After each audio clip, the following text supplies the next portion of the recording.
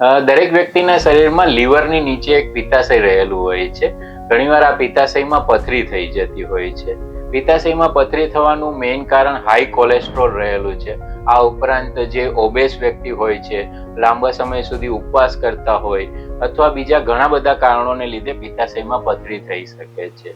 પિત્તાશયની પથરી થયેલી હોય એમને વારે વારે ગેસ થવું, ઉલટી, ઉબકા અથવા જમણી બાજુ ઉપરના ભાગમાં પેટમાં દુખાવો થવો, વધુ પડતું એસિડિટી રહેવી જેવા લક્ષણો જોવા મળે છે. પિત્તાશયની પથરી સોનોગ્રાફીથી જાણી શકાય છે.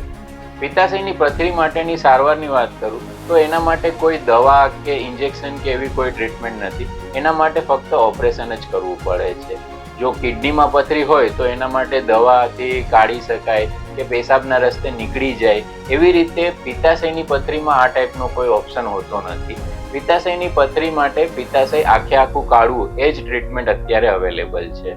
આ પિત્તાશય કાઢવાનું ઓપરેશન દૂરબીનથી થઈ જાય છે, જેમાં આપણે બોડીમાં નાના 5 થી 10 મિલીમીટરના હોલ કરી અને એમાંથી જ આપણે પિત્તાશયને આખું કાઢી લઈએ છીએ.